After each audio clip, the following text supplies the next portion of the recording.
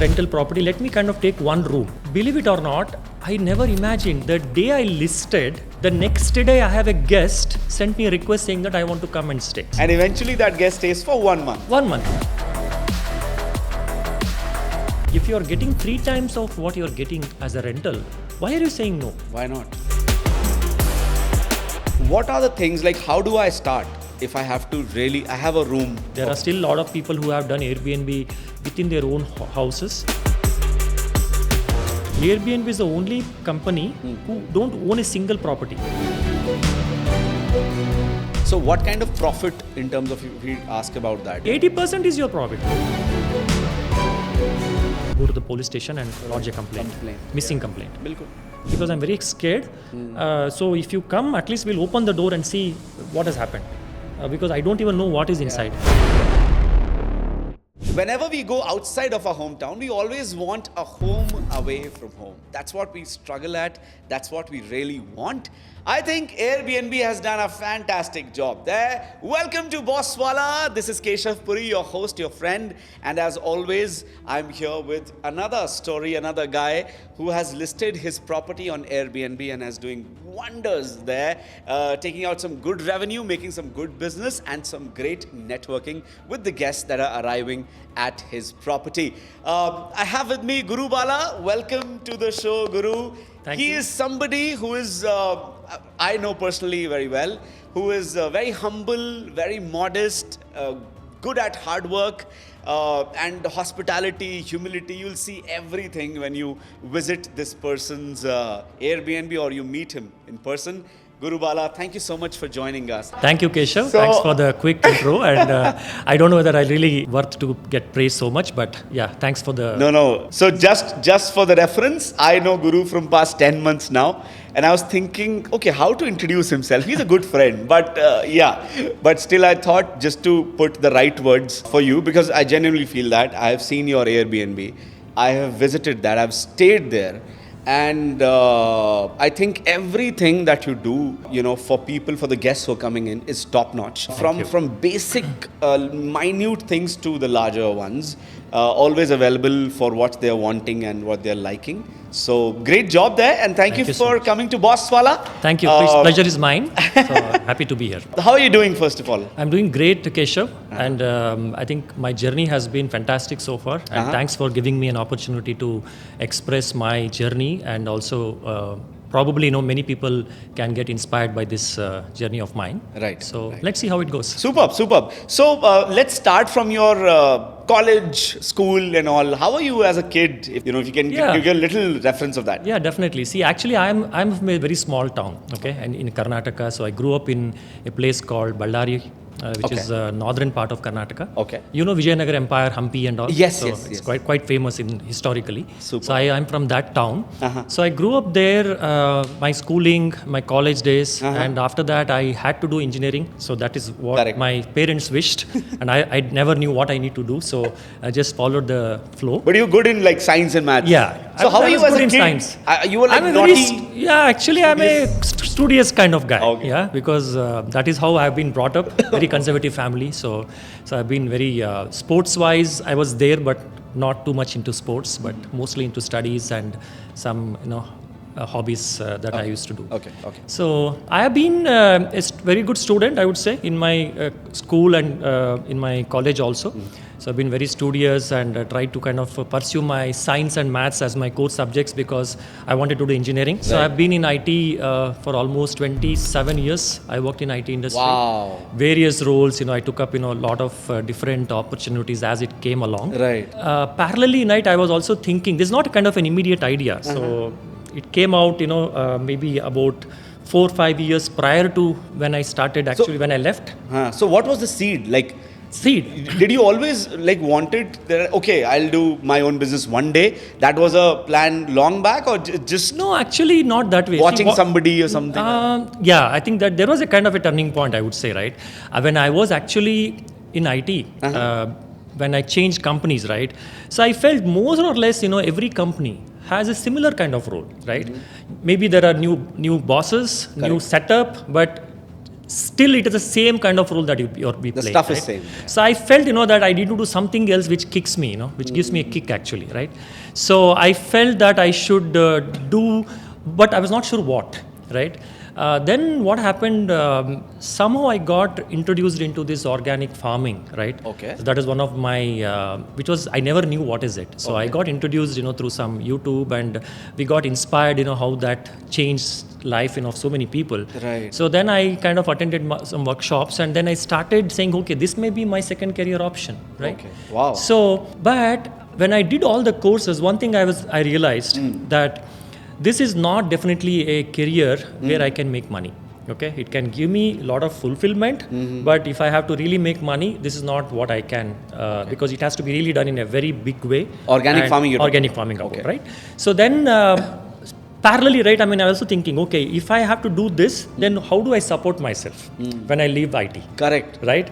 Because IT is kind of paying me very well, good salary. Course, yeah. But if I continue to do that, then maybe that is what I will do till my retirement, right? But I wanted to do something else. So I thought, okay, farming is something that is passionate. I'm very passionate about. Let me kind of pursue, but definitely I can't live out of that, right?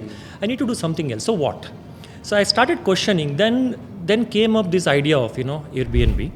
So I think I was kind of Googling, and then I heard about this Airbnb platform. Right. So then I said, okay, why not I do this? Maybe let me experiment it with in my own family, right? So I had a rental house. So which I had given for rent. Then I thought, okay, let me, in that rental property, let me kind of take one room, okay, and see how it works, right? So then I... Okay, so swalpa. Slowly. Because I was not sure, right? And still I was working. I did not leave my IT job, right? I was still working. So I said, okay, now it is rental property. Now let me see whether if I convert maybe portion of that into an Airbnb and see how it works.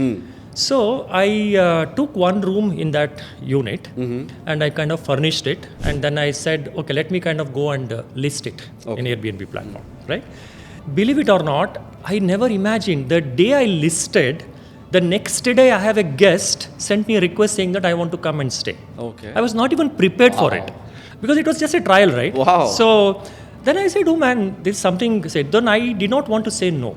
Right, to that guest who is supposed to check it. Then I said, okay, let him come, and I was quickly kind of did whatever best I can and made it very pleasing, because I have been traveling because of my IT job. I know exactly what is the kind of requirement that working professionals will have, right? Typically, right, I mean, when you go to a city, what do you need? You need a place to stay. Comfortable, clean, hygiene. Yeah. Then I also need to have good Wi-Fi and maybe kind of a good facility, where I can do my own cooking. Right. So all these things I already knew because of my IT travel. Right. So I thought, okay, let me kind of do whatever is essential so that the guest feels comfortable. So he feels that this is not a hotel, but he should stay comfortably. So that was my first guest, and he checked in.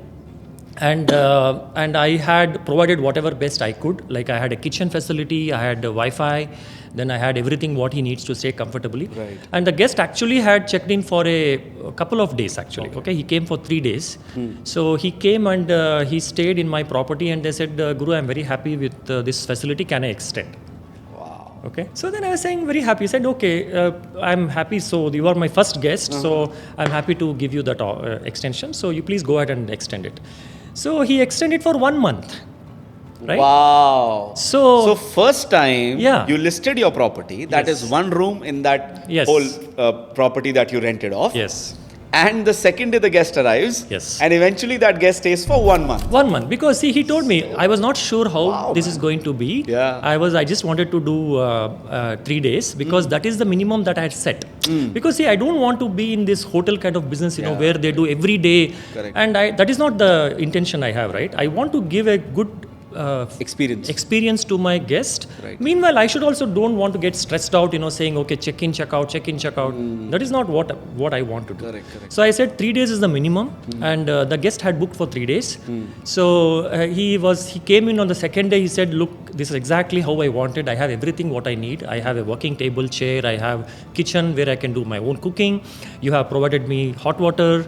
Everything what I want, I have it, right? Yeah. So then I said, okay, very good. So he extended for a month, and I think he also extended for another month. Wow. Right?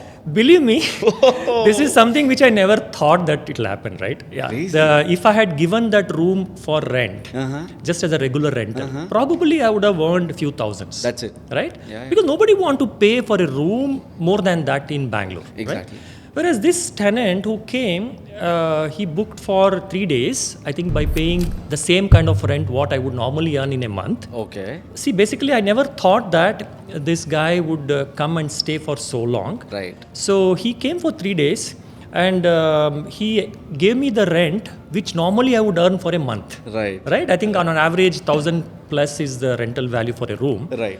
So 3 days I already got 3,500 to 4,000 rupees rent for just for a room. Wow. Right? Normally in Bangalore, if I rent out as a regular rental, you will probably get about 5,000, 6,000. That's all. Correct.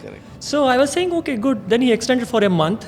Then it was unbelievable for me, right? Yeah. I said, man, this is crazy, right? I mean, never thought that this is Correct. how easy it is. Correct. So then I converted that room into a permanent Airbnb Okay. as a unit. Okay. That was my first listing, right? So then I also had... So this is which year you're talking about? This is in 2000, I think 18 or 18, I think. So 18 is what you 2018. started off. Yes, 2018 is what. And you left your job when? It was in 2020. Okay. Yeah, 2020. Because I was still working. And this was my passive income, right? Okay. My Never rental- full time. Never full time. Okay. So I never had this idea of, saying this can become my full time income, right? Okay. So I said, okay, IT, IT, that's what happens, right? Once you are very comfortable with a good salary, right. so you don't want to leave that. So you said, okay, what happens if I don't get 1 month, if I don't get salary? And right? what, if you can share, what's the bracket if See, salary around I think roughly? it should be around at least 50 to 60 lakhs per annum. Per annum. But that And it is stage a you have huge. reached. Correct. Yeah. Yeah, that's It's huge, quite a right? good I mean, money. you don't want to leave that on the table and to pursue some passion which you like. But what about your, financial status? You don't want to kind of go lower than that, right? You are kind of used to some lifestyle and you want to continue with that. And your family is used to of that standard Exactly. of living. You cannot And I was ask very them- hesitant actually to leave my job, right? So I said, look, until I find something which is at least, if not more, I should have a same standard of living, At least. right? I don't want to kind of go below, but at least I should be in the same standard of living and I should be happy with what I'm doing. Agreed. So that is where this idea kind of clicked into my mind, and I thought that, look, one unit, if this can make me so much of difference, Correct. what about if I convert all whole my actually that time, right? I mean, I did not build more units in my Airbnb, right? I had a ground floor and I just had one room on the first floor. Terrace. Okay. Right? So ground floor was still a regular rental, and the first floor I had one room, which was I converted into Airbnb as a unit. Now I thought, okay, let me convert even the ground floor also into Airbnb units. Right. Makes sense. Right? So now suddenly I have three different listings. Correct. Because ground floor I had a 2 BHK. Okay. I said, okay, 2 BHK, let me do this. I will split that into 2. I'll make 1 BHK and one other unit. Correct. So I made like it independent, so that there is an entrance is independent. I have a kitchen separate. So see, all these things are already in my mind. What exactly a guest wants, right? Because of my IT travel.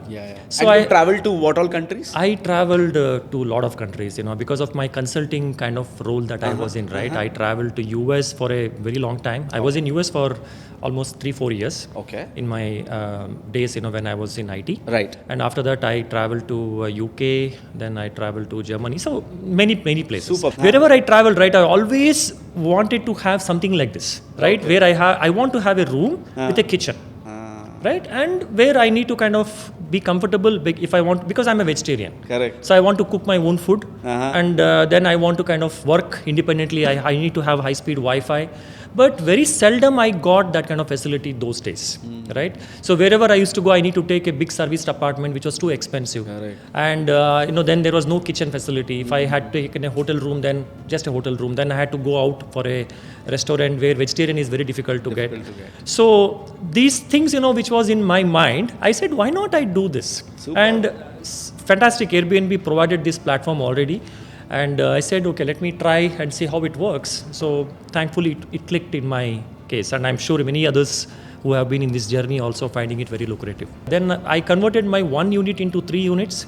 Then I thought I always had, so this is not enough for me to retire, right? Even if I have to retire from IT, I need to kind of have backup income. Yes. So then I think another idea came. So these 3 units also became super success, right? I mean, I did not have any single day which was vacant. So almost I had an occupancy of 100%, yes. right? So then I think the reviews also is very important in Airbnb, right? So thankfully, because of my hospitality, I was getting very good reviews, and the reviews, more reviews made more bookings, which is kind of always related, right? Correct. And there is something in Airbnb called a super host. Right, you have to get to become a super host. You need to have you need to have higher ratings, and there are some metrics that you need to meet. So without doing much, I was anyway doing that, right? So these 3 units became super success, and I thought, okay, let me do more investment now, right? Now what I did, I kind of invested whatever my savings into building more Airbnb properties, which is on my own land, right? Okay. So from 3 units, I made it almost 7 units, right? So then all 7 units, I did the same thing. I converted into Airbnb. Fantastic. Right? Fantastic. And once I think I started getting a good rental income, then I did all math, okay? And I did all my saying, okay, all my savings, all my other things. I said, look, now I can take, even if I, let's say, lose a job or if I leave myself, right? Don't have to worry. Happy resignation. Yes. So then one day, every day I used to think, should I put my paper today? Should I put my paper today? Somehow I stretched. And then one day I went and told my boss saying that, look, I think I've been in IT for a long time, and now I want to take a break, and I want to do something very different. Correct. Then my boss suddenly, she got up from the chair and said, Guru, what happened? Exactly. So you have Where's the problem? Yeah. So you have been doing so well. What happened suddenly? Exactly. I said, no, actually I'm doing well, but I think that I need to do something else in life. Then I think my boss was very kind enough. She said, look, Guru, I don't want to allow you to make a hasty decision. You kind of take a break, right? Don't resign now. Take a 6-month sabbatical, go and come back and later and tell me whether you want to really leave. Oh, wow, yeah. What a lovely boss. Yes, I had a fantastic, lovely boss. Yeah. So then I said, okay, this is a fantastic opportunity for me, right? Then I took a 6 months break, and I had to kind of do all this farming related thing. Then I had few things in my mind that I wanted to do. So I got a fantastic time off. So Airbnb, I kind of prepare to plan. So if I have to jot down like what helped you to grow this much or whatever you are, first is taking that leap of faith. Yes. Second is planning the leap of faith. Yes, absolutely. Because you said you started in 2018, but you quit your job in which year? 2021. So 3 years. Yes. You straight away planned it so well that you should not fall in the pit and then cry that why did I leave my job, all that. So a nice planning. Yes. Taking that leap of faith and somewhere surrendering to the process. Yes. That eventually, okay, let's see, it will happen. Yes. And the process gives you back when you surrender and honestly support or do that. And eventually the surroundings of the people. I think, see, that's the beauty of this, right? When you decide something and when you have a very strong faith, things will happen. Yes. That's how nature is just intended. Believe in right? that. Just believe in it. You believe in it and you just go without much of hesitation. Yes. Things will happen. And believe it or not, right? Even today, I have never regretted my decision of leaving a corporate job, right? So if someone comes and tells me saying that, Guru, I will give you more than what you were drawing at that time, or maybe 1.5 times or 2 times. Correct. I said, do you really want to do it? Yeah. No. No, right? I'm happy the way I am, right? Yeah. See, one thing, Keshav, is after some time, right, money is not what makes you happy. Correct. The fulfillment, of every day when you get up, right, you should have that zeal, to kind of do something. Yes. Right? And you have to kind of say, okay, I need to, every day is a new day. Is a blessing. I don't want to kind of be in a position saying, oh, today also I have to go there, and do this work. The same people, same emails. Right. No, I said no. Yeah. So, and you know what? The good part with you is that clarity is too much there. So I think all these young entrepreneurs have to really learn that. the more clear you are, right? The more think of, my uncle used to say कि वो हिंदी में बोलते थे कि तुम हमेशा ना 10 kilometre आगे की सोच के चलो. You always plan कि यार. Yes, that is a very important thing. I think otherwise you'll fall. Absolutely. See, actually, it is not easy, Keshav. See, a lot of my friends whom I have been interacting, right? They say, look, you are the only one where a lot of people think that we should do it, but we will never be able to do it. Yes. But whereas you have done it and you are happy. Absolutely. And the only reason I say is faith, and the second is planning, right? See, when you decide to do something, you need to have a backup plan also. Like, what happens if things go wrong? What is the worst thing that can happen? Right. 1 year I can try. Yeah. If it doesn't work, you are not so dumb, so your experience and your skills are still with you. Correct. You can always go back to job. Correct. So, and you got a lovely boss. Yes, I had a lovely boss, and he says come back. Yes, come back if you want, right? So that's what I'm telling, right? If you believe in something, then things will happen by itself. Yes. Right? The nature will make very path well for said. it. Very well said. Right. So let's talk about this Airbnb model. So if I am somebody who wants to start or probably list my property, what are the things, like how do I start? If I have to really, I have a room, or probably a house, and I really want to get 3x from the rent that I'm getting right now, or probably 4x, 5x, and I really want to grow in that. How do I start? Yeah, see, basically there are 2 or 3 things important, right? One is you need to have a place which is clean and hygiene. Okay. Because see, hygiene is not a standard. It is a basic expectation, right? For example, wherever I go, the first thing I said, okay, is it clean?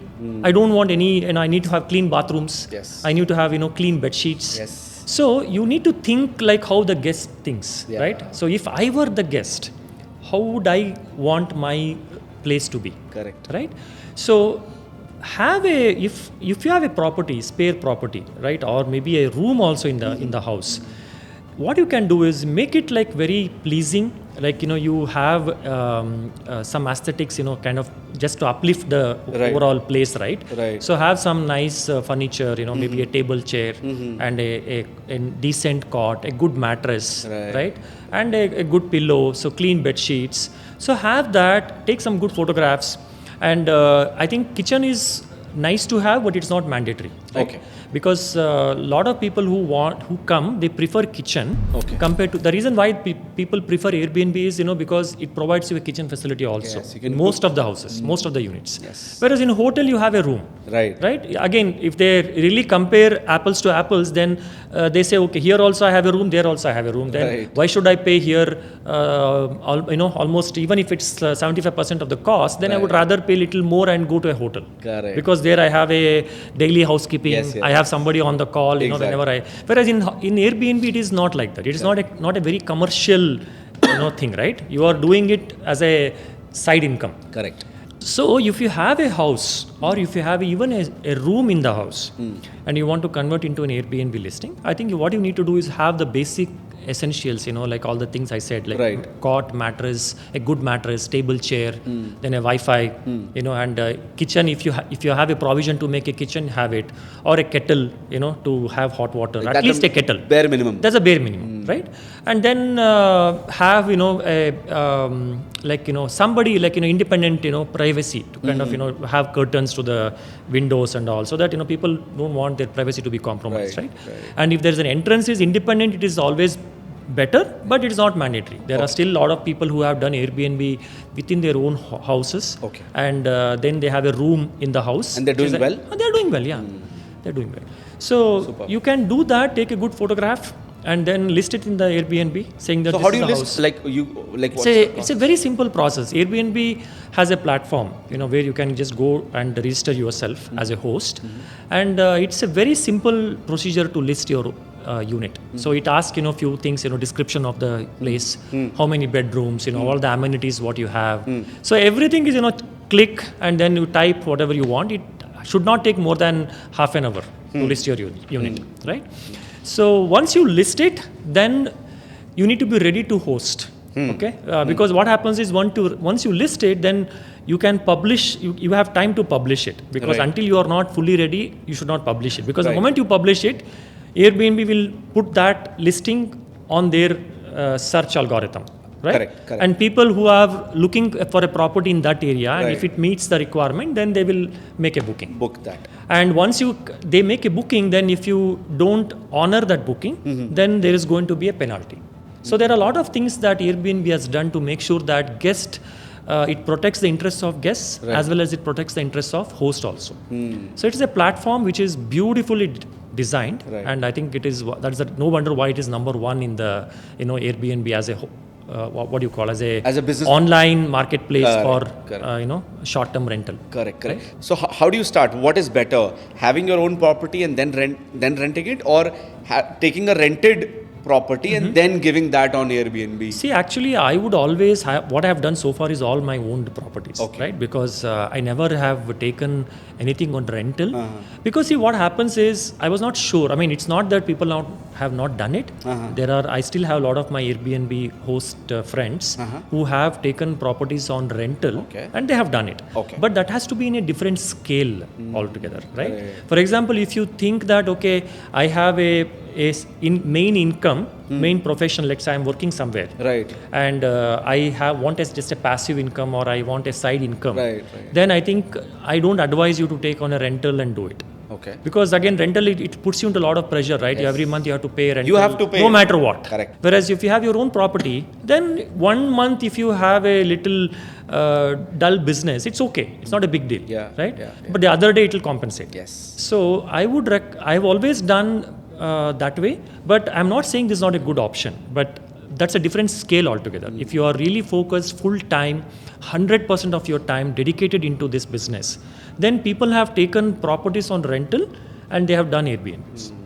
But that is not like 1 or 2 units, right? If you take a full building, then you take maybe about 10 or 11 flats and completely convert into Airbnb. So that's a different business model. It's a different business model altogether. It's like very close to the hotel industry. Correct. Right? Correct. Whereas I'm looking at more people who are having a different profession, like they have a main profession, and this is more like his wife or his parents can run this, right?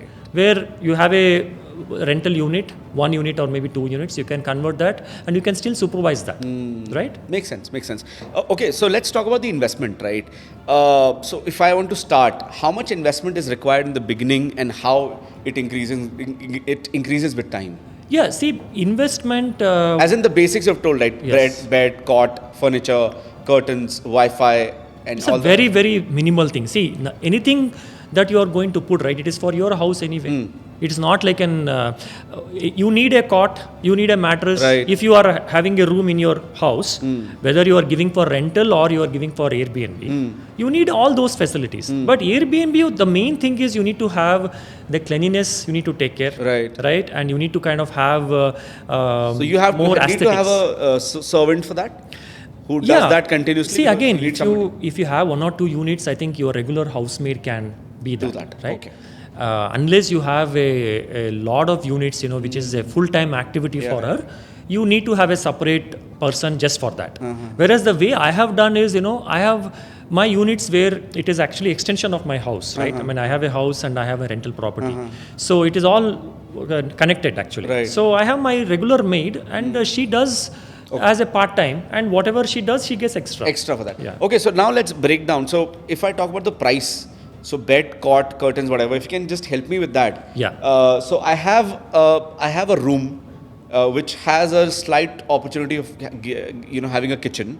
It's like a studio room that I have on my terrace. Right. Okay. Right. I want that to put on Airbnb. Okay. So what are the things that I need to purchase? What should be my investment bracket so that I can plan it well and later on might as well increase my income. Yeah, so it's a one-time investment, I will tell you, right? For example, if you have a room on the terrace, so I assume that it is an empty room with no furniture, right? So you need to buy a good cot. Depends on whether it is a single studio or a double studio, right? Double studio is for 2 people. Single studio is for 1 person, right? Assume that you are going for a double studio. Okay. So you have 2 people. Okay. So you need at least a queen bed. Right. So you buy a good queen bed that should not cost you more than 35 to 40,000. Okay.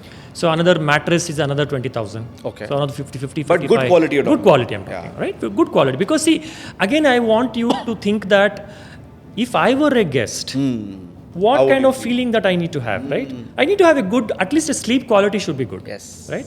So think like that. So you have a good mattress, good quality mattress will always help you to get the guest, comfortable, right? If he has a good sleep, then he will be happy, right? So mattress cost, bed cost, a table and chair cost, maybe another 15,000 or maybe 15, maximum 15. I'm not too much expensive one I'm talking about. So maybe a table and chair. Then kitchen, if you are furnishing, right? The basic utensils for kitchen. What do you need? I mean, you need a pressure cooker, you need some tawa, pans, pots, cups, teacups. So all put together maybe another 10,000, right? So all in all, I don't think it will be more than a lakh. Yeah. Right? Under 1 lakh. Under 1 lakh, maximum. That's it. That's it. So, and the ROI, this is like one-time investment, right? Right. You don't have to do that every time. Of course. So once you put your unit on Airbnb, even let's say assume that you are going to have occupancy of 50%, the worst case. Right. Right? Which is almost 3 times more than the regular rental. Right. So for example, 15 days if your house is on Airbnb, like occupied. And if you have put a cost of, let's say, 1,000 rupees. Yes. Mota so 15,000 you get. Whereas for the room, how much anybody would pay? 6 to 5 Maximum to 5 to 6,000. That's all. Yeah. So 15,000. 3x. 3x you get. And believe it or not, if you are initially you may struggle a bit because you are not a super host. Once you attain the super host status, right? Airbnb has done a beautiful in their algorithm, right? Okay. So it gives preferences for superhosts. Okay. When actually in the search results, when someone is looking for a property, right, the first few properties that get listed is based on your budget, based on the location preference, and based on the superhost properties. Right. So if you are a superhost, definitely you have a better chance. Yeah. You'll come on the first page. In the first page. Yeah. And of course, your pricing also matters. You need to be smart in terms of how you price your property, right? Correct. Because assume that Airbnb has given some guidance, right? For this kind of thing, this is the minimum that you can charge, and also they have a mechanism where you can set a range saying this is the minimum price, this is the maximum. Okay. And within that time, within that range, you have to put they will adjust it. The algorithm will automatically adjust based on the demand and supply. So all those things are beautifully done. But so in this regards, okay, we are sorted under 1 lakh. We have done that. We've put our 1 lakh there. We've got our things sorted. Right. Our place is ready, right? Yes. Now let's talk about the location because that is also very important. Very important. How many visitors are coming in that area? How much importance does a location play if you have to list? See, actually, location is very important these days because especially in Bangalore, right? Because of the traffic, commute and all, people want to be closer to the office or at least closer to the metro. Right. Or at least they should have a commute, wise, they should not be a very hassle, right? So hassle-free commute. So location is very important, but surprisingly, right, when I started my Airbnb, I did not have a choice because I said, okay, whatever I have, let me kind of go and do it. Right. It beautifully, I was surprised saying that who will come here all the way to my place, right? I never expected this, right? And that is why sometimes the surprises, will be very pleasant. Right. So people started coming and I asked them saying that, don't you think it is far for you? Saying that, look, no, it is far, but I rent my bike. Oh. So, but place is very budget friendly and I can commute myself. It gives me independence. So there are all sorts of people, right? You think saying, okay, this might be the preferences, but sometimes you will be surprised. People have varied preferences. Some people think budget is the most important thing. But some people saying, look, budget I don't care, but I need to be very in the premium location, closer to the metro, closer to the office. So it doesn't really matter if you ask me. But if you have a Airbnb in a very premium location, it will give you a premium price. Because you can demand good price for that. Exactly. Yeah. Because you are in demand and of course people want that. Yes. But if you want to have a good property, it's little far also, you can still manage. Yeah, people can manage because they said, look, if I have my own bike or they'll rent a car or they have their own vehicle, for them it is okay. I think for 1-2-3 kilometers inside is not a big deal. But in terms of location, this is also important that it has to be a little silent. Yes, absolutely. Buses and cars are not honking. See, that is the beauty of Airbnb property, right? Airbnb properties are generally they are not commercial. They are houses, right? Right. See, nowadays, I think Airbnb had expanded their business into hotels also. Even if you are a hotelier, then you can still list the entire hotel into as an Airbnb property. But you write hotel. You need to write hotel. But generally, the way it started was, it was like, I have an extra space in my house. I want to let it out. You know how it started, right? Yeah, Airbnb. yes, I think you must have heard the story. Right. The two individuals, they wanted to, they were not able to pay the rent, or it was getting difficult to pay the rent in San Francisco. And they felt, okay, how do I manage this? And they said, look, why don't I hire some mattresses, air mattress, and they got a few air mattresses they bought, or I think they bought it on rental, or I don't know whether they purchased. So 4 or 5 air mattress. And they advertised. Okay. And they were surprised to get, immediately those get booked actually. And they got $80 per each mattress for day. Wow. Okay, and that's how it started. They said, look, this is fantastic and nobody has done this. And this was in 2008, right? So they started, and then they said, okay, this is an idea, great idea. Lovely story. And they expanded that, and they started, getting more and more. And now it is one of the biggest multi-billion dollar company, right? So correct. So location that way is important, and of course Airbnb, since they're picking houses more, and now hotels have come, but majorly houses are there. Yes. And whenever someone builds a house, they try to keep it away from the main honking. streets, honking. So relatively it will be calmer only. And but nowadays in Bangalore, right, everywhere there is commercial, everywhere, but you can't help it. But generally it's a residential place, means it will be quiet. Right. So people prefer that over hotels. Right? Perfect. Got it. So let's talk about the experience of Airbnb now.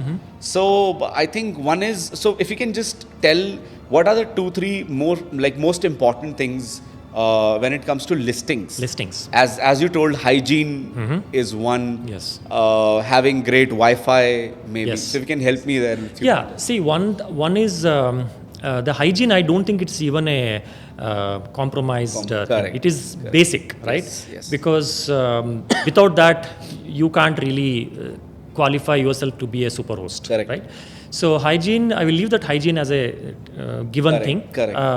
Other than that, the property has to be at least neatly furnished, right? I mean, you need to have a good mattress, good a basic table and chair, right. Wi-Fi, right. Then kitchen, just for help them to do some self-cooking right. whenever they want, right. Some pots and pans, right. And a clean bathroom, right? And good ventilation. So you need to have some good ventilation so that they feel that they are not in some inside a hotel room kind of. Right.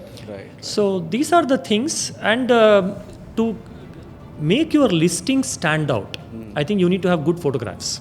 That is super important, right? Because your listing may be good, but if photographs are not good, I don't know who you are, right? Maybe the first time I will look at the photographs only, then I'll book it. You will judge with the photos. And plus the description of the property, right? What is that? What is the unique things about it?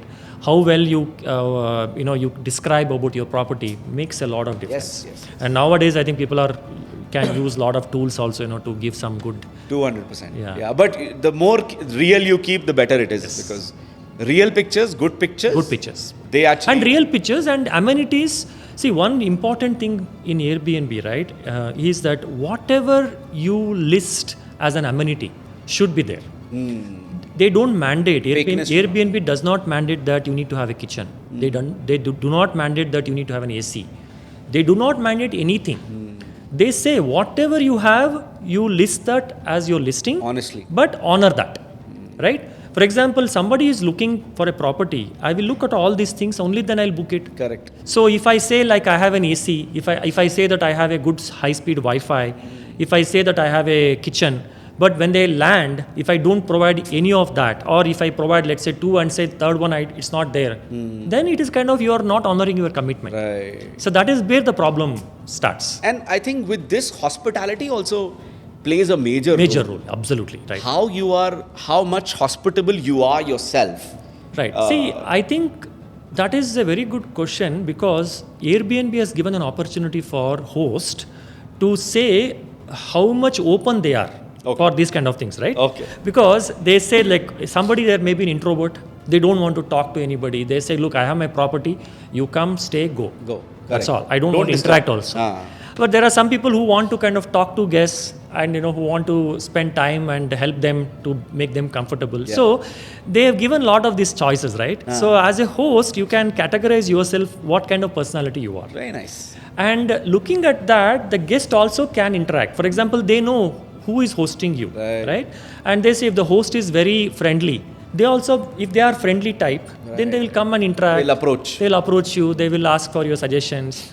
So, and they'll become a good friends also for life. Right. So, I am actually a very hospitable host because all my Airbnb guests have become my extended family. So even today, right? Someone could say, okay, look, I stayed in your place. I may not remember them, but they remember me. And next time when they stay, right? They come and choose my property. Right. Yeah. Keeping things in mind, having a good place, things in proper, being honest, and hospitality is also very major when it comes to Airbnb listings. Okay, so since people travel from all across the world, so Indian travelers versus foreigners who are traveling to India and staying at your place. What is the experience with both of them, and how much difference you feel? See, once you are a super host, right, and Airbnb is very popular in other countries, especially in US. It started in US, so it's very popular there. So in India, it has caught up over the last, I would say, 5 years rapidly. So it is becoming very popular in India. So in people who are coming from abroad, especially Americans and Europeans, right? For them, Airbnb they know, and they know what's the standard to expect. Right. So whereas in India, they will not know, and they think it's like a hotel.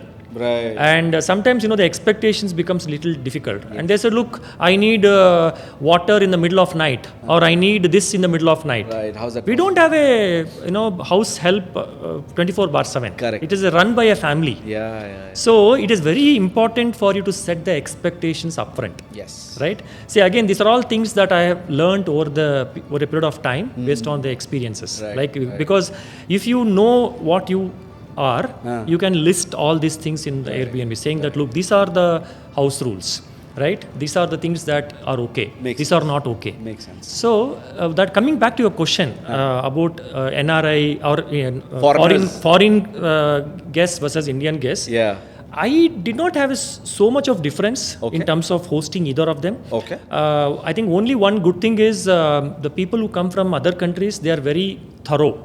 Whatever you have listed, if it has to be there. Right. If it is not there, then they will get little paranoid, saying that why it is not there, why this is not working.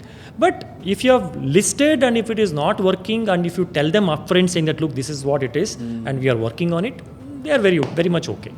Whereas in Indian guest, I think there is always bad apples. But I don't differentiate so much whether this or that. I had a very positive experience in both of them, actually, with both of them. Superb. So, like, majorly what kind of guests you have? Foreigners or Indians, like?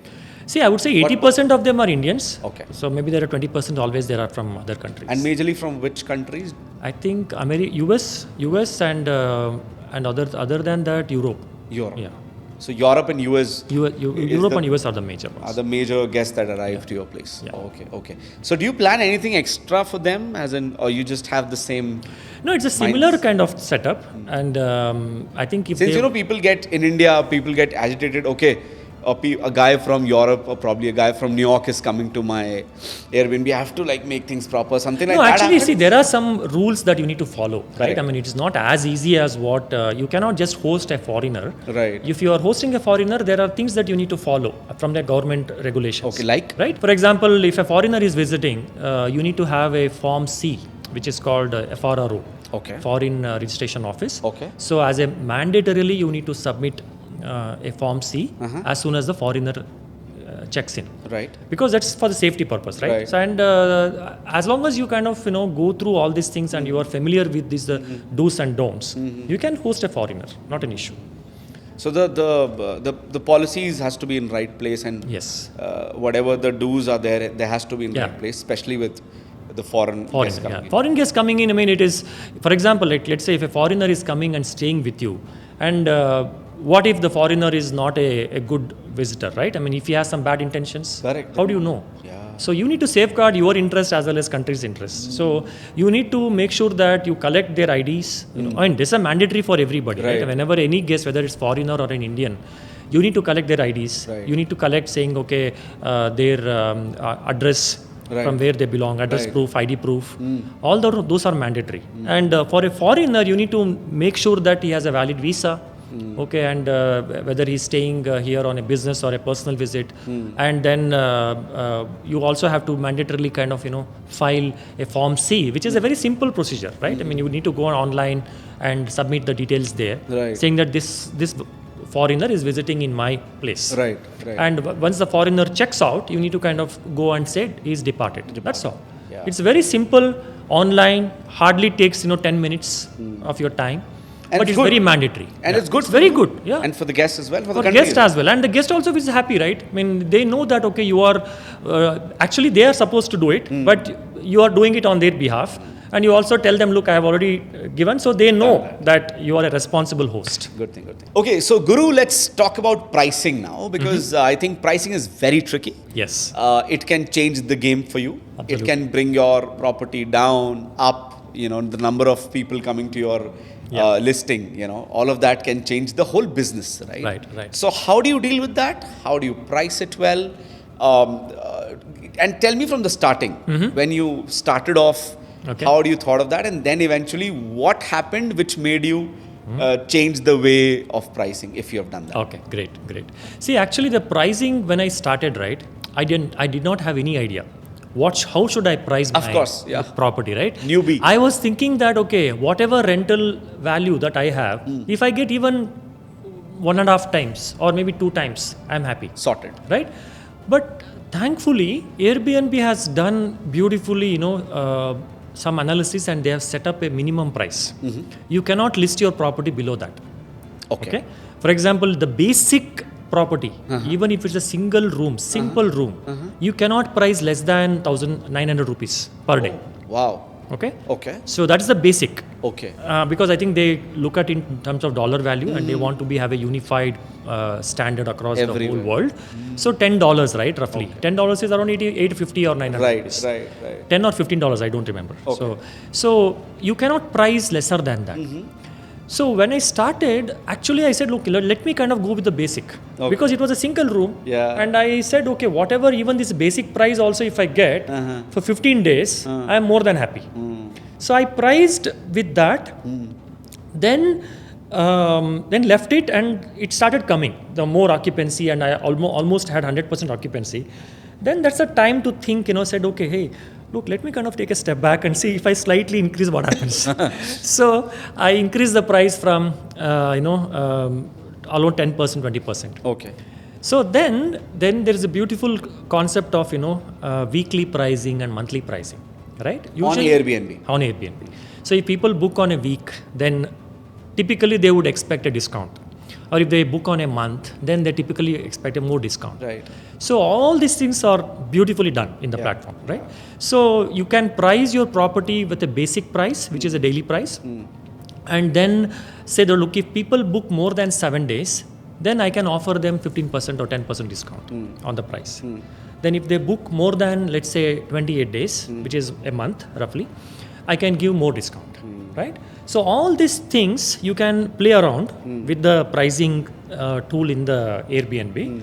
And if someone books for a month, after all deductions, right, after all Airbnb commission, how much you will earn, right? You can find out.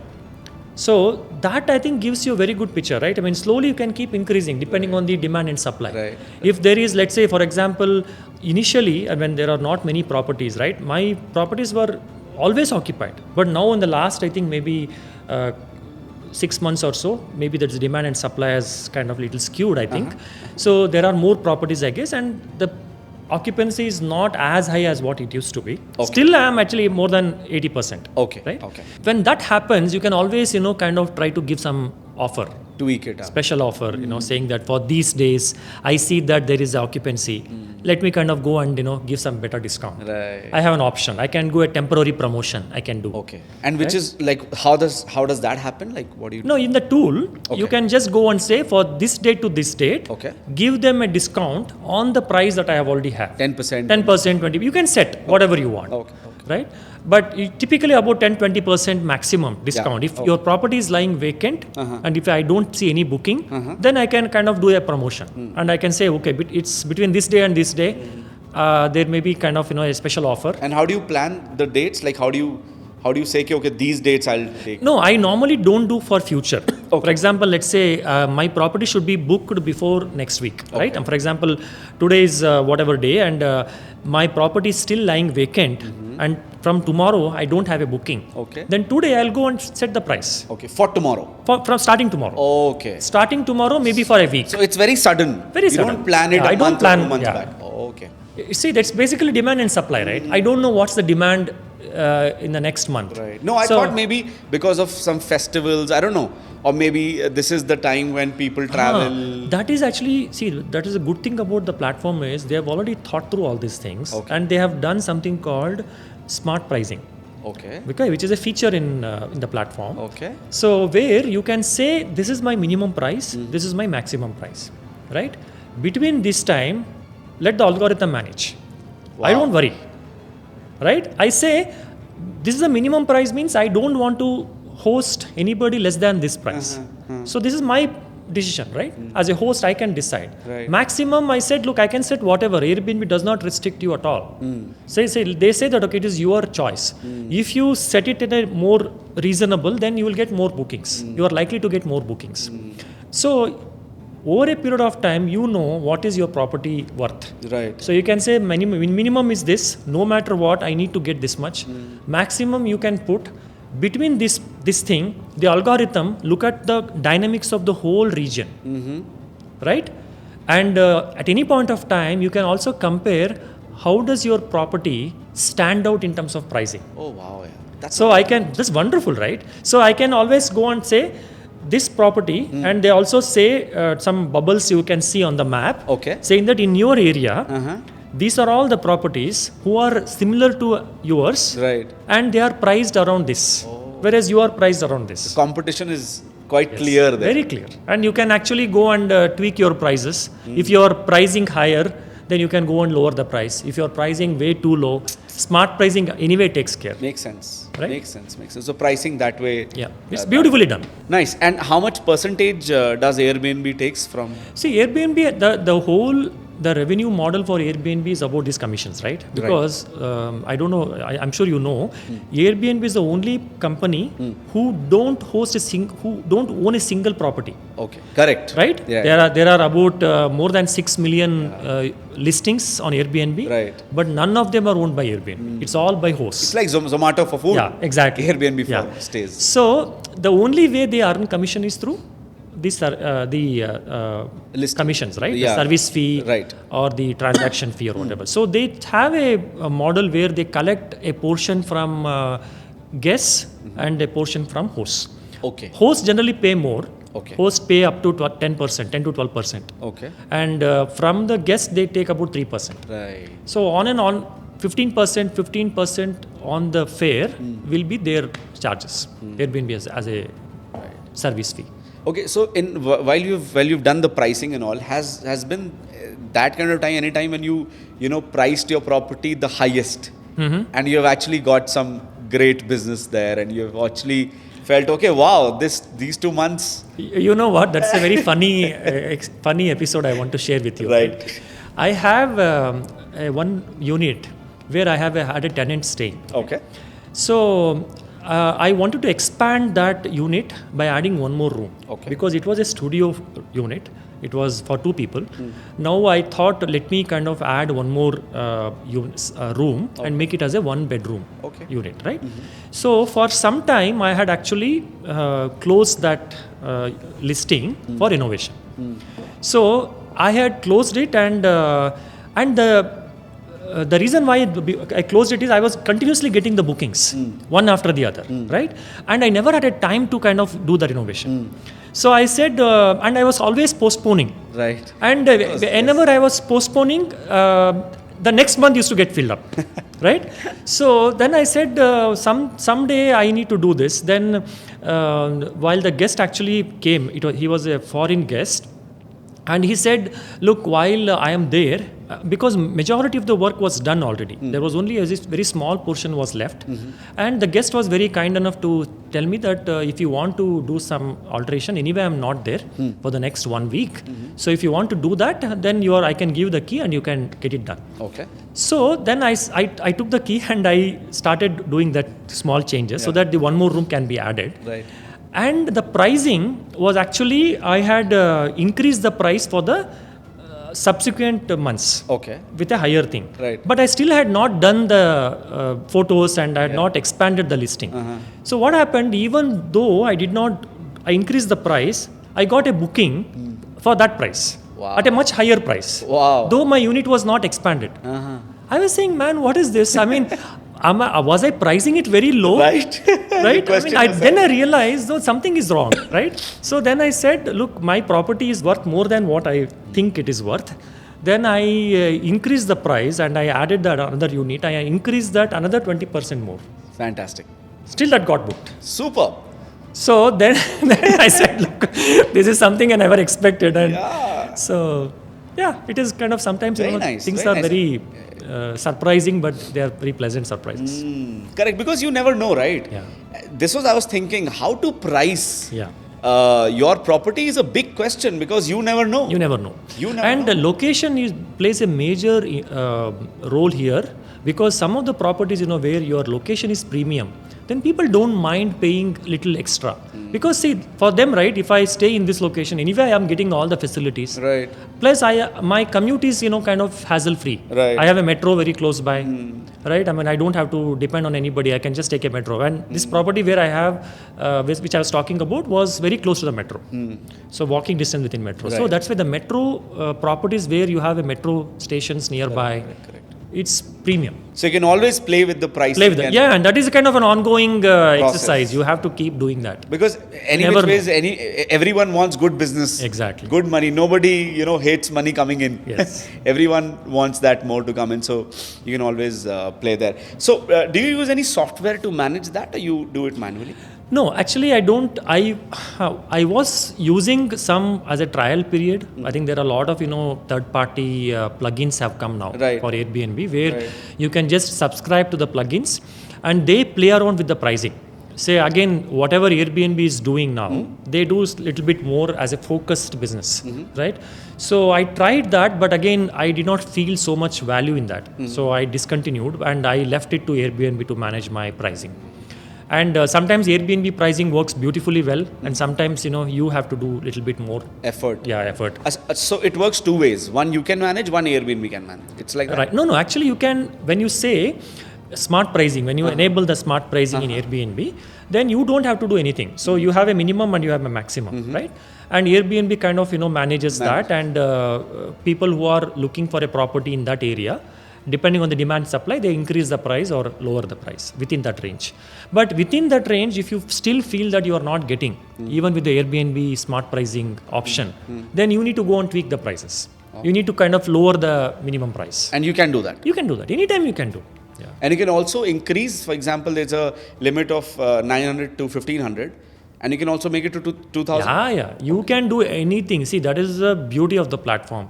They have given complete control to the host. You can decide the pricing. You can decide what rules you are going to set in. You can decide whom you are going to allow. It is complete your control. Host control. How does that plugin work? Because if everything is in your control, then why do you... No, the plugin is integrated in the platform. See, the platform has in the pricing mechanism, right? It's just a feature where you say check smart pricing. Okay. When you select the smart pricing, then what happens between the minimum and the maximum price, Gives you... Airbnb, when someone inquires for the property, depending on the demand supply, the price what is shown to them is between these prices. Right. Makes sense. Because you never know. For example, if you don't use that, right, what happens is always goes to the lower price. For example, let's say you price your property 1,500 as a minimum, maximum as let's say 4,000. So 1,500 is what you will be always getting. Whereas the demand may be more, and you may have an opportunity to earn, let's say, 3,000 per day. Yeah. You will lose out, right? Correct. So that's a great help from the software as well. Fantastic help. Yeah. Airbnb is doing a great job there. Great job. Superb. So I would like to talk about hidden costs. Are there any hidden costs or not? And if they are, how do you manage that? Yeah, see, hidden costs generally are your maid expenses, cleaning expenses. Then you are having all the upkeeping, like for example, maintenance expenses, like you need to do a pest control, painting, regular painting once in a while, so that the premises should look pleasing, right? Right. So you need to kind of keep your unit, always in demand. And always appealing. So you need to have those things. So expenses like regular cleaning expenses and at least once a year pest treatment, painting, once in 6 months. Okay, and then the Wi-Fi, electricity, all those are. So what percentage, if you have to tell me that this much think percentage is hidden cost? It is. I would not hidden cost. I would say it is the business expenses, right? Okay. If you treat this as a business, maybe 10 to 15% would be your expenses, right? That is 10 to normal. 15%. 10 to 15% of your income. Will Total be the revenue. expenses. Yeah. So since we've spoken a lot about guest communication experience, so how much communication is important in terms of With the guest? Yeah, with the guest. Like Right. you've told some days people don't want to talk to them. You have a separate entrance. Please go. I'll tell you on the call or text. I don't want to meet you. I don't want to talk to you. Right. And please go and everything is online and you're done. You can leave and check out whatever. Correct. So but and some people are there who really want to talk and be friends with them and be comfortable with them. So how much of you think is important? How much that is important? See, as a host, right, I need to know whom I'm hosting, right? So as a rule, what I do is I or my wife, we make sure that we meet the guest at least once, Right. at the time of check-in or at the time of once they have checked in. Right. Because I need to know whom I'm hosting, right? Right. That's very important because anyway I have to collect their IDs, which is a part of the regulation. Yes. So one is that. Second thing is when I talk to them, I know what kind of personality they are, right? Right. You can If they are judge. very social, if they are very friendly, and they want to kind of keep, and I don't want to bother them, nor they feel like bothering us, right? It is mutual. If they have a necessity, if they have a requirement, then only they will call you. So one thing that they would expect is, they would be really unsure when before they come is, hey, what happens if I have, let's say, electricity problem? If I have a water problem, whom to approach? Correct. Will I have somebody there to help? All those things, will be in their mind, right? Right. So once they feel comfortable, once they say, okay, the host is staying here only, next door. Right. And they say, look, you don't have to worry. We are always there for your help. It's like a home away from It home. calms them Yeah. down a bit. So because yesterday, just recently, right? Day before yesterday, one family was coming from UK who are Indians. So who had actually had a visa and they were here. And I think the husband has had to travel and the wife and a small baby, right? They had to come and they were looking for a stay. They were not comfortable in a hotel. They wanted to have something, but they were so much, concerned, saying they were not sure how it is going to be. They saying, look, I have a small baby. Do I have somebody available here? So the moment I told them that, look, we are there next door and it is our house and we are always there for your help. Don't have to worry. So you have, if electricity goes off, whom to approach? He said, I am there. Okay, if water goes off, I am there. If you need any help, I am there. That gives lot of comfort, Yeah. right? I think that's very important. Very important. And that's what differs you from hotels, right? Yes. That's a very mechanical thing. This is very emotional thing. Right, exactly. And I think that is what makes you a super host, right? I mean, see, as a super host, it is not just as a title, right? Correct. It is the experience what you provide And it comes to with your guests. it comes with a responsibility. as well. Responsibility, yes, absolutely. Because see, I need to think in their shoes. If I were the guest, What would I do? How would I want to be treated? Correct. Right? For example, let's say if someone suddenly come and the light is not there, or if I don't have fan not working, or AC not working, Yes. or water is not there, What would I do? Yeah.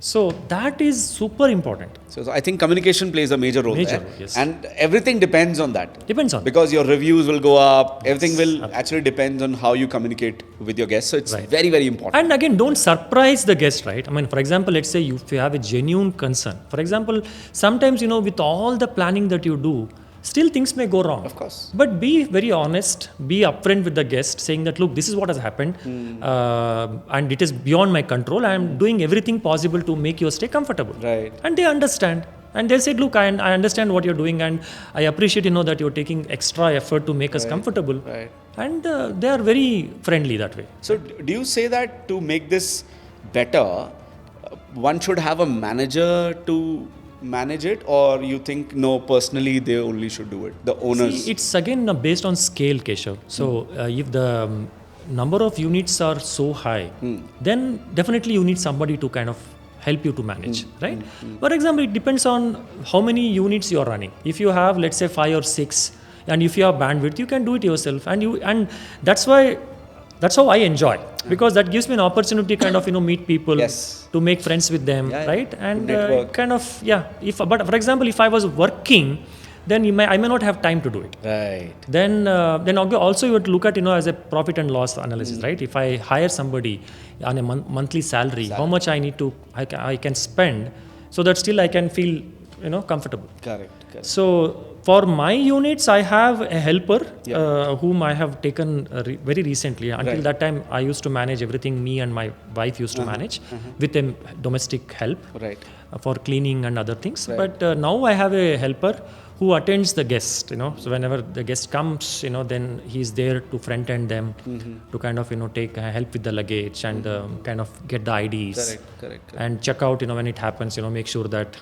make things comfortable. Yeah, make comfortable. That's all. Because, see, I think as a host, they want to see you, but again, you also have a other full-time responsibility. You cannot keep running around for every small thing, right? It's your choice. Nobody tells you whether you need to hire somebody or not, but it's up to absolutely your choice. So for now, you've got 7 units. How many people are there in your team as in business? See, actually, I have about 7 plus another 4, so around 12 units I have. Okay. So in 3 different locations. Okay. So for my 7 units where I have in one location, I have a helper who is resident there, and he basically goes around the other units also, depending on the need. Okay. But I have one helper full time, and I have one domestic maid part time. Right. Like the domestic maid is for cleaning and making the unit ready. Whenever the check-in check-out happens. Right. That's it. 2 people. And they are salaried They're salaried, yes. Like what salary? See, typically I pay for the helper is roughly around 25K per month. And the maid is depending on the need actually. See, basically what I do is I do per check-in, check-out. So I pay her a fixed kind of an allowance. For example, one unit to make it ready, I pay her X amount, like 500 or 600 rupees, depending on the size of the unit.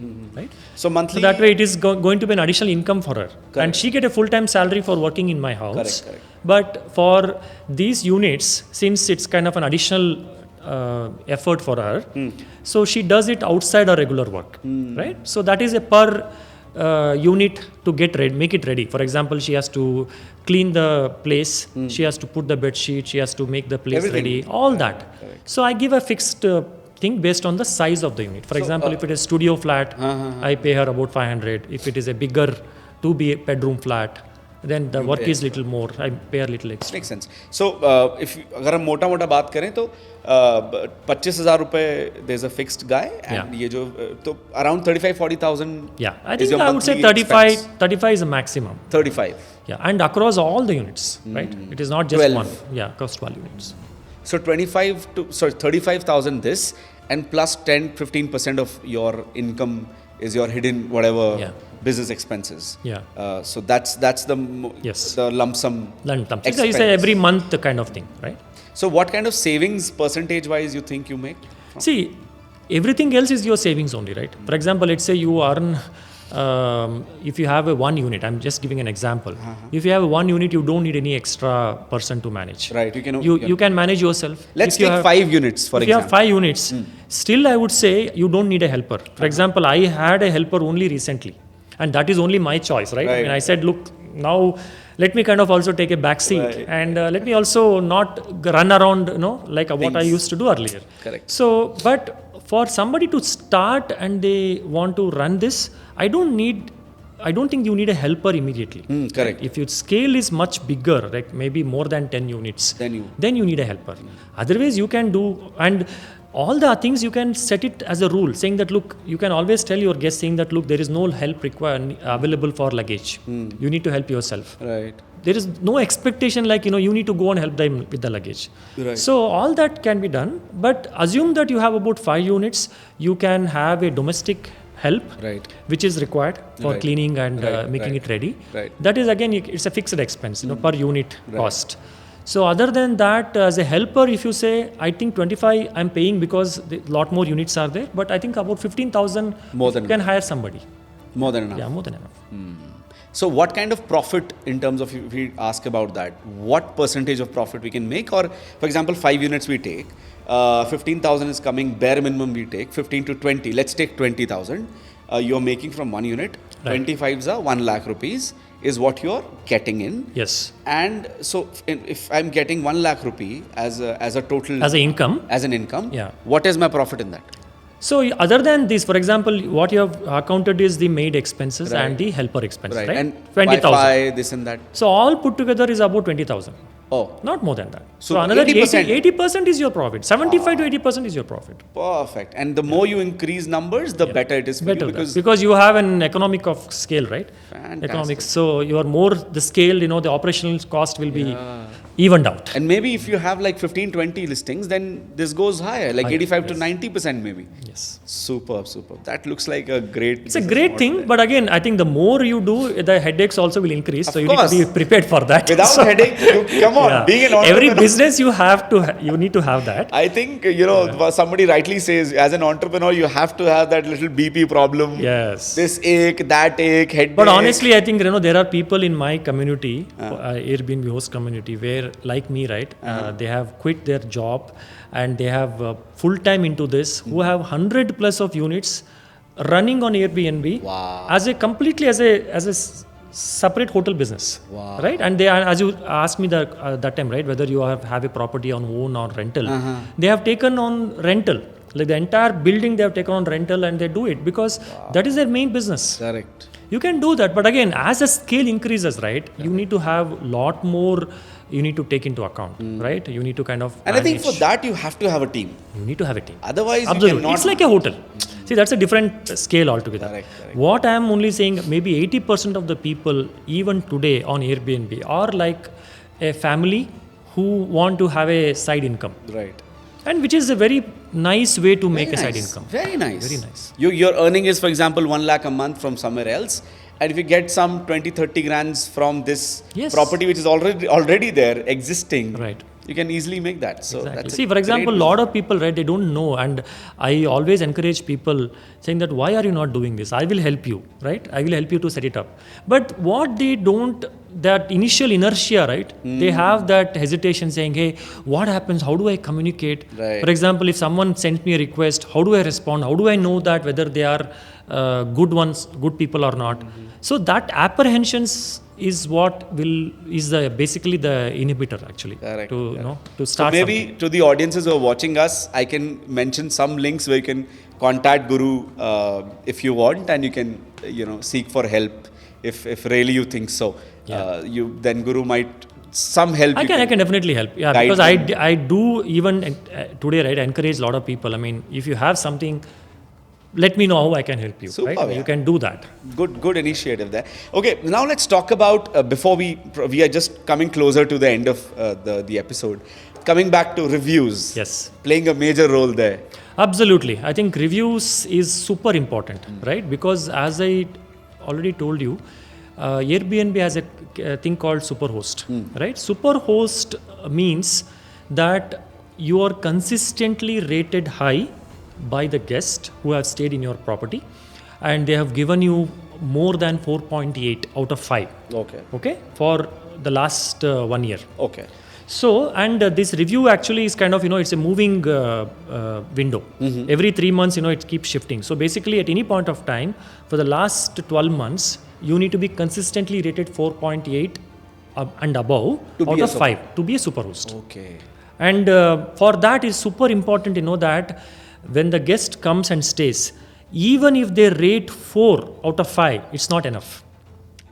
right? They have to consistently rate you 5. 5 out of 5. So basically it is 1 or 0 kind of thing. For example, a lot of times I say, right, if you, in India especially, right, I mean, you have that mindset, right? If I am happy, 4 is good, man. Why? What is wrong? Exactly. That's what I was. So I've given you 4 rating. Yeah. But 4 rating means, for a super host, it's actually a negative rating. Oh. Unfortunately, right? I mean, the reason why the standard is so high. Expectations are high. Expectations are high, and it is not easy to be a super host. Right? If you are a super host, means that the guest who is booking your property, they are assured of having a high standard. Right? And as a host, you need to kind of do everything possible to make sure that the guest rates you 5. And I think, again, a lot of my guests, right, they come and say, Guru, I'm super happy, you have been so nice, we really enjoyed. But when they go, they say 4 rating. What do you do? And you cannot call them again and say, listen. You can't, right? And again, the funny thing is, you can't really know what they have rated unless you rate them, right? So only once both of us rate each other, then the rating gets published. So this is the policy of It's the policy of Airbnb. So you cannot fake the review.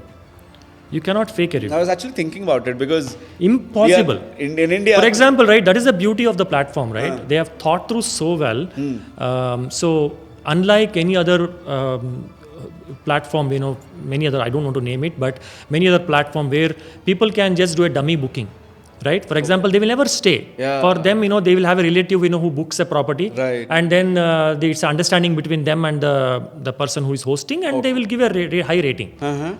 Here, that's not possible. You can't make a fake booking, and the moment. How is that? See, basically they know. For example, like you make a booking, and the reviewer actually basically they will verify everybody. Okay, if you are a guest or if you are a host, your ID will get verified. Right. And I don't know the mechanism actually how they have, but I have not seen a fake review coming here because of 2 reasons. One is, your rating will not be visible unless both of you rate each other. Right. And then it has to be very, once somebody rates you, you cannot get it removed. Okay. Whether it's positive or negative. And because Airbnb goes with a policy. Okay. They said, okay, these are the policy, and as long as the review does not violate that policy, we can't remove the rating. So basically, you don't have a choice. You have to have a good rapport with the guest, and the guest and you also rate the guest, right? It is not that only one way. And if I rate the guest, if the guest has not behaved properly, and if he has broken my house rules, I don't rate them 4 star, or maybe I will rate them 2 star or a 1 star. And the other host who is going to be accepting the reservation, he or she will look at the review, and I have the choice, whether to accept the booking or not, based on the reviews. Yes. So it's a very transparent and very beautiful mechanism, and that actually helps a lot to make sure that whom I am hosting, they are good, and even for them, the super host properties means, they are assured that it will be good. But you make sure that everyone do this review thing, because many times people like, okay, I've stayed there, good one, Guru, or this thing, I don't want to review. They don't want to review. So, I mean, you can't really force them, but it's a request, So if they have really felt good things about you, staying in the property. Text them probably. Yeah, I think once they come and go, right, Airbnb anyway will send a mail to them, but they may forget. But since you have their contact, you can always say that, look, if you're really nice, like staying in my property, we would really appreciate if you can rate us, and tell give us a good comment. Whatever you feel like. And they do it. I mean, if they're happy, they definitely do it. And why Airbnb and not other platforms who are similar, like Airbnb, and they're also giving you the opportunity to list your property? See, there are many properties which are available to list. But unfortunately, what has happened is there are a lot of fake bookings happens. Okay. And there are no-show happens. At other platforms? Other platforms. Okay. Not in Airbnb. See, basically, I don't know why that is the case. And since the time I have hosted the property in Airbnb, I have not gone to any other platform. Right. But many of my other community hosts, they have experienced hosting in other platforms, but they have had not a good experience. So they said, look, those are all not worth to host it. So Airbnb is like quite It's very worthy. popular because I think the reason is they have taken care of all these things, fake bookings, fake reviews. They have nailed it very well. And maybe for that reason, and they also have a verified guest and host. Not anybody cannot make a booking. And once I think they identify that the reviewer or the guest is not for example, he has a consistently bad reviews by the host, they will not allow them to be on the platform. Oh, wow. And even the host also. If Reverse mechanism is both ways. If a host is getting, let's say, bad reviews consistently, right. they will give you a warning. And if it happens, if multiple reviews happens where it is 1 star or 2 star, then they will suspend your listing for some time. Oh, okay. And if it is continuous for like that, then they will remove you from I think that's very much important, because you deal with a different kind of people, so it's very important. So any tips you want to give to people who are watching us right now to get 5-star rating always? And a continuous 5-star rating. Yeah, see, basically it is just be honest, again, I always say this, right? Think like the guest. When a guest is coming to your property, you need to be in his or her shoes and say, how should I be treated, right? And do everything to make their stay comfortable, right? For example, be practical in what you are committing. For example, right, when you say that I have a washing machine in the building, right, and if the washing machine is not working, how does he feel? Right. So you need to make sure that whatever you are committing, it has to be there, right? And also give them a nice experience. It is always okay to have problems. Everything may not go as per your plan, right? Things may go wrong, but be honest. Try to do everything possible to make their stay comfortable. And I think after that, things will happen by itself. Right. Makes sense. Can this business be automated? See, there are chatbots available, but again, I have not explored those things because I did not feel the need of it. In a way that communication, Airbnb platform itself has given a lot more things where you can automate the messages. For example, let's say you have some standard messages, your check-in time, your directions, to reach your property, all those things, you have a template where you can fill in and keep it. And as soon as the booking is done, and automatically the message goes out. So most of it can be automated on the platform, but still there are some other automation. I don't know what extent of automation is possible, but at least somebody has to be there when they receive and all, right? That is the physical presence. I think physical intervention is very much important. Is very much important. Because it's a very hospitable... Bookings can be automated. Messages can be automated. Correct. But some communication, can be, if it is standard communication, that can be automated. Correct. But if there are very specific questions... Personal stuff. It has to be, you need to have. And also you need to have that filtering also, right? For example, sometimes I need to know whom I am hosting. Correct. Right? I don't want to host somebody whom I was not supposed to host. Not comfortable with. Right? Correct. So I need to have all that background. I mean, I can do only based on what the platform offers me. So I can, when an inquiry comes in for a host, I can go to the guest and profile and look at the reviews done by the other hosts. That will help. And that all filtering need to be done. Right. So before I accept the guest. So bit of automation, bit of personal intervention makes the game really better. What do you say? Is the initial investment enough for us to get some great business for a longer time, or regular investments are required for you to make a better revenue? See, I think it always goes with what you want to do with your properties, right? You start with a small investment, get it up and running. So once the revenue starts coming in, you need to kind of do improvements, right? Maybe initially, for example, right, you may offer a unit with the basic amenities. Then you may also say, look, this basic amenity is okay, but if I need to increase the price, if I need to make a little bit more money, then I need to offer something extra, right? So I need to have, let's say, I need to provide them a cable TV or maybe a smart TV, upgrade the amenities, so that they feel comfortable, and you can also demand a little more pricing. So after what, months, how many months, after what time you think that investment should be put in and all these things, upgradation? See, actually it is, it can be done any time, provided you feel confident, right? I mean, for the way I did, as I told you, I started with one unit and did a very basic thing, did not want to do a lot of investment. Now I wanted to increase the price. Then I said, okay, when I want to increase the price, I need to offer more. Then I had to kind of install a TV, install a cable connection, provided some other amenities for them to be comfortable. So then I keep adding the additional amenities. As I add additional amenities, for example, washing machine, right? Very Right. recently I added. All this time, I had washing machine availability only on a paid basis. If someone wants to use the washing machine, they have to make Pay the payment. extra. Now I have thought of saying, look, this is a basic amenity. Yes. Nowadays, everyone wants it. Yes. Why not I kind of increase the price a little bit more and make it as a free? Add it. So- do you also think that beautification, probably adding a nice terrace, Oh, yes. a lovely jhula, Yes. garden, Makes lot of impact. right? Yes. Actually, the aesthetics and all will help a lot because photos, again, play a major role, right? I mean, if you have more better aesthetics, better photographs, and better amenities, Correct. that will bring in more guests. Yeah, more peaceful environment, little extra than just the. So it's like any other business. To be in competition, right? You need to kind of keep improving. So what is your USP, right? How do you make the experience better, right? And how's the competition here on Airbnb? Is it like very individual based, or is just that yes, you are always checking on other profiles, other listings, and you always, mindful of what is happening with the other listings, and then you are No, actually, kind of, see, I have not worried too much about the other listings because whatever I can do, I will do, right? So the other listings are only important for you to manage the pricing a bit. that's it. For example, that option anyway you can see in the platform Yeah. only, right? Airbnb gives you that option Yeah. saying how are you priced compared to others. Right. So you can keep changing the pricing or keep adding the amenities. That's it. That's all.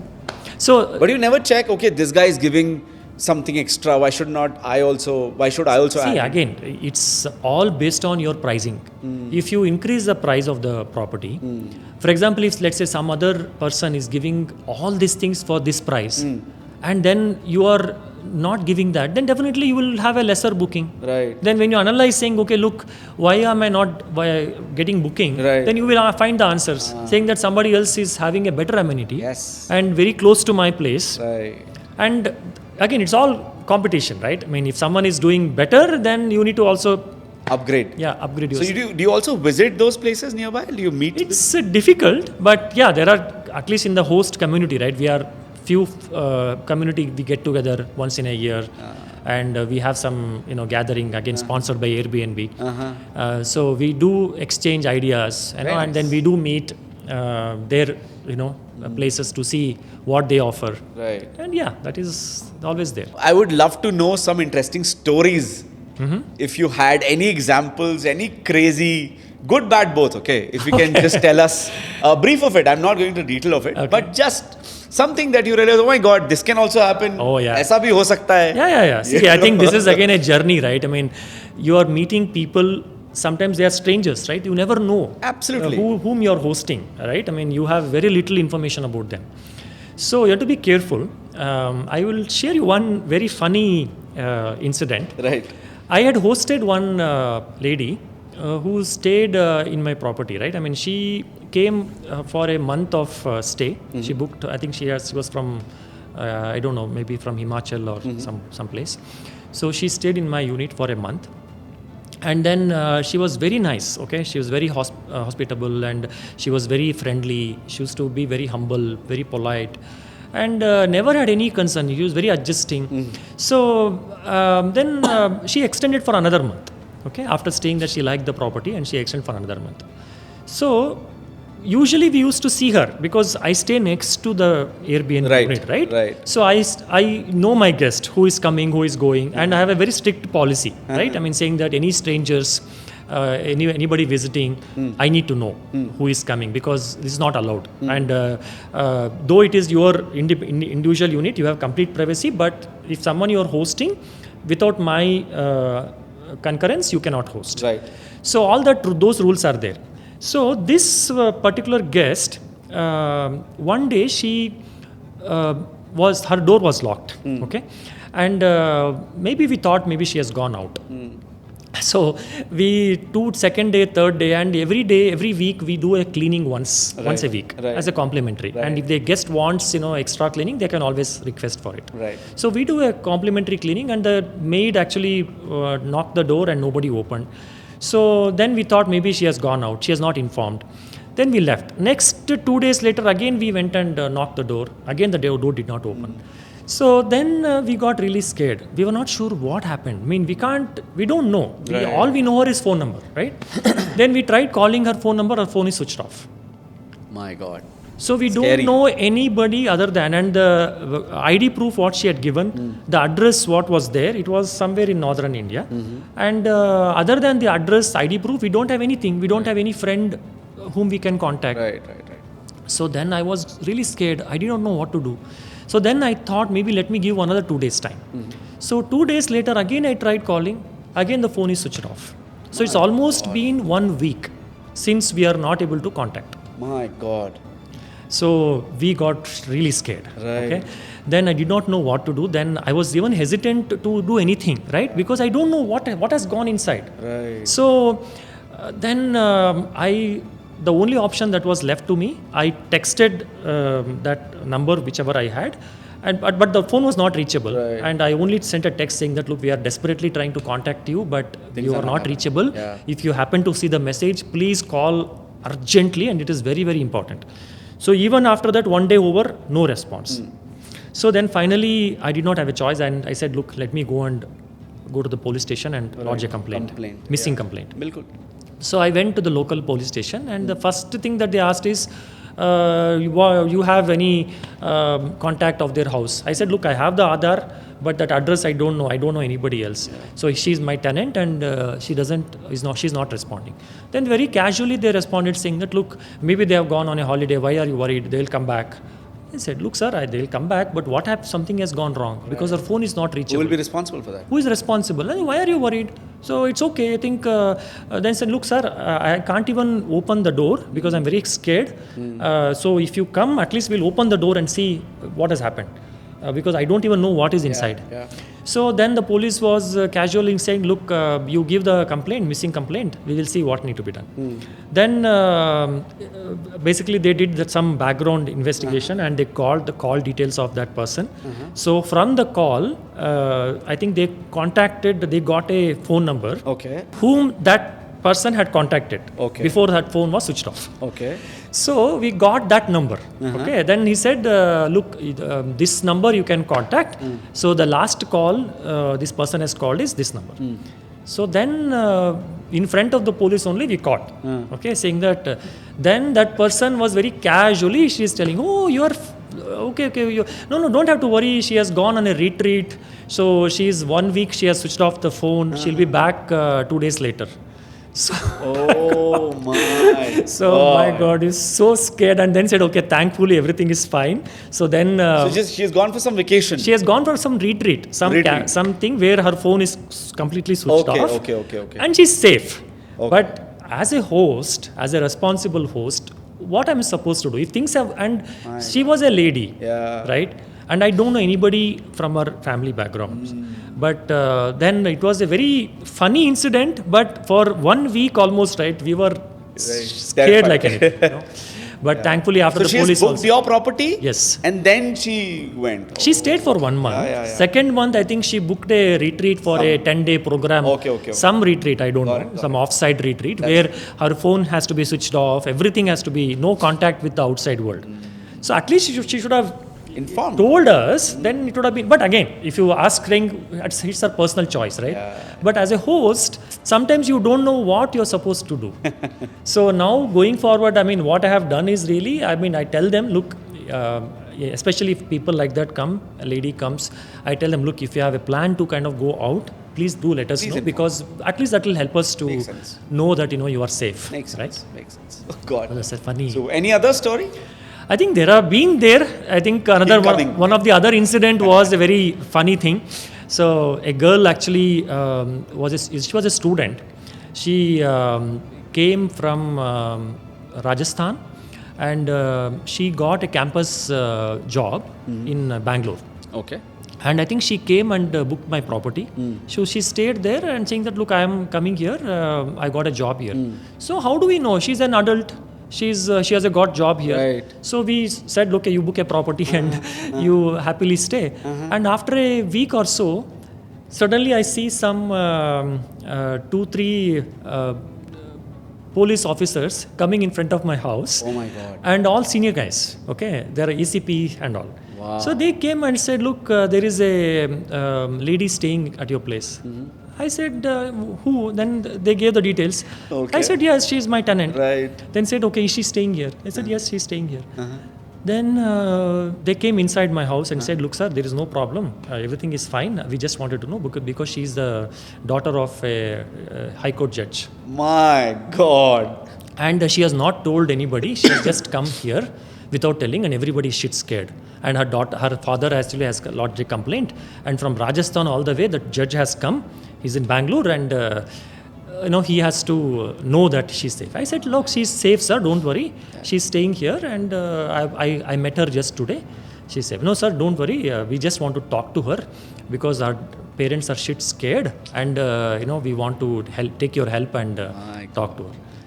Man, I said, what kind of experiences you are facing? Then I had to basically take the cops inside, and she said, no, the problem was that she's the only daughter. Right. And her parents did not want her to join in Bangalore. Okay. And they wanted her to be in a government job, just like how they are, because both parents are some judges.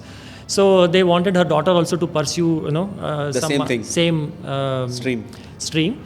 But she was interested to work in IT. She came without telling anybody. She had just packed her bags and she has come here. My God, yeah. And now this was the situation.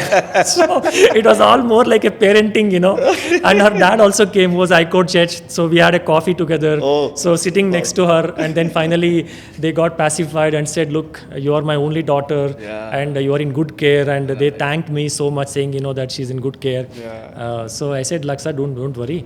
So let her pursue her job. So she's interested, and if she feels bored, then she'll always come back to you. Oh God! Yeah. So unknowingly, you've been the guardian for that. So all kind of experiences, right? So super, yeah. That's quite enriching. Also, at some point where you have some stories to tell, like these. Yeah. Absolutely. Super. Absolutely. Okay, so before we just end this episode, just want to understand who all people can actually start Airbnb business. For example, IT professional as you yourself were, like what all categories of people can actually see? Actually, there's no restriction in terms of profile. Like who can think start, who are good at communication. Okay. For example, see, the main thing is you need to have a good communication with the guest, right? Because it's a hospitality. Yes. And you need to be clear with your communication, and you need to know the pulse of whom you are hosting, right? So somebody who can spend time and who like to meet people, host people, and who are good at hospitality. So they need to have it's not a kind of a money making machine, okay? So it is like a good serious business, and you need to kind of have passion and also involved into it, right? But eventually you can make good money out of it. You can make good money, but again, any business that way, right? I mean, if you put your whole and soul, and you give 100% of your time and energy, then it will start giving you money. So like homemakers can do this? Absolutely. Because they're hospitable. Yes. They're empathetic. Homemakers can make, provided they are good at meeting people, they are good at communicating, right? And understanding people as well. Yes. So anything you want to share for Indian startups who are trying to build something? Since you're an entrepreneur yourself, you're doing 10 things: organic farming, managing a store, listings on Airbnb. Yeah. So anything you want to share with them or actually, tell them? See, I only always tell my friends, who ask me, you need to have a strong conviction, okay, this is my idea and this is my faith that I believe in it. And once you believe in it, things will start happening, right? You need to put effort and you need to give 100%. Right. And I think it is okay to be in comfort zone, but if you're too much comfortable in your role, then you'll not have fun in that, right? I mean, you will lose the fun. Right. So if you really want to enjoy what you're doing, come out of your comfort zone. Come out of do something which is not everyone has done it. Provided you have a good backup system. Of course. Right? You need to have that. Or you have to take action. You need to take action. Yes. Is very important. Yes. Okay, so before I say the last words of the show, this is your camera. I want you to give any one or two advice to a 20-year-old Guru Bala watching this episode on phone. Okay. 18-year-old, 20-year-old having that energy and that grit of doing something big in his or her life, yeah, but still struggling somewhere because of course just starting it. So any advice you could give that 20-year-old guru who was there in college? Yeah, see, actually, I think I would always say, right, if you are talented, right, you focus on your skills. That the first 20-year-old, 20 to 30 years, the key thing that you need to focus is build your skills.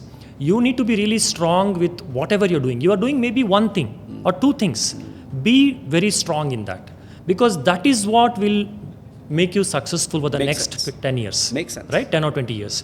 So be very thorough. Don't be lazy around saying, watching, reels is okay, but it has to be only as a side thing, right?